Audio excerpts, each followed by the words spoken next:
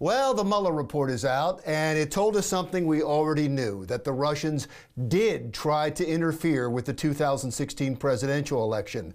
However, and this is a quote from the actual report, the investigation did not establish that members of the Trump campaign conspired or coordinated with the Russian government in its election interference activities. Wow, great news, right? How horrible would it be if it was discovered that a sitting president conspired with a foreign government, especially an historic enemy like Russia, to become president? It lifted a dark cloud from over the White House and our country, and now finally we can come together and get things done for the good of you and your families. I'm just kidding. I know that's not going to happen.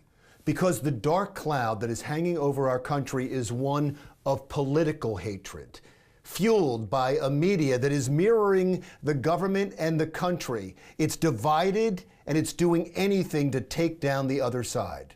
Now look, I don't want to label anyone who really thought that our political divide was going to be somehow mended by the Mueller report as being naive, because I appreciate the sentiment, seeing the best in a bad situation. So instead, I'll call you a political romantic, someone who believes that our broken government somehow can be fixed.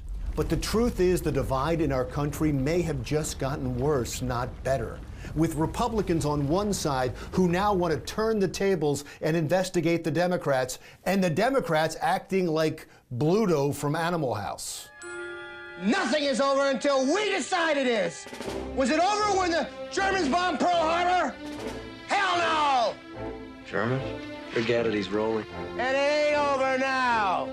Instead of moving on from the Russian collusion narrative, which now seems shallow at best, many Democrats, even most Democrats, want to continue the investigation. Even though the Mueller investigation took 2 years and they had 19 lawyers and 40 FBI agents at their disposal to interview 500 witnesses with wiretaps and search warrants, and they spent $35 million of your money, the Democrats believe there is still something there to find, and they can do it with their young, underpaid staffers. So now they want to subpoena Mueller, they want to see the report in its entirety and not just a summary, and they want to further investigate obstruction of justice, something that Robert Mueller bizarrely punted on. And I'll be the first to admit, that's all valid. Congress has oversight over the executive branch, but you have to believe that more than anything else, the Democrats want to keep this investigation going to embarrass Donald Trump and his family.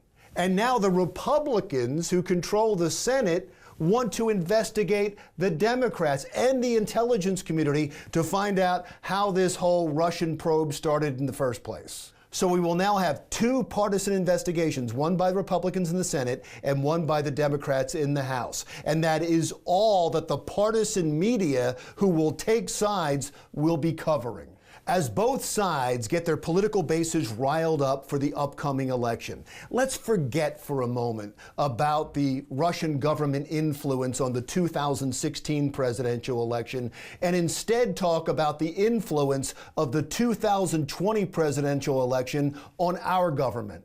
Look, there are real problems in this country. We have a crumbling infrastructure. We have an immigration system that's broken. We have a budget deficit that is out of control and a healthcare system that needs to be addressed. And all the two parties seem to care about is each other, like two squabbling kids in the back seat of a car. The Republicans and the Democrats seem obsessed with blaming each other and not on the road ahead.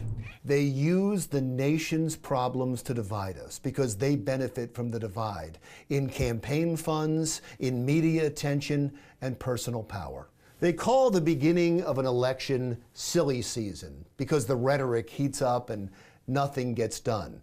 But silly season keeps getting longer and longer to the point where it's not just a season, but a permanent state of being. I'm Larry Menti.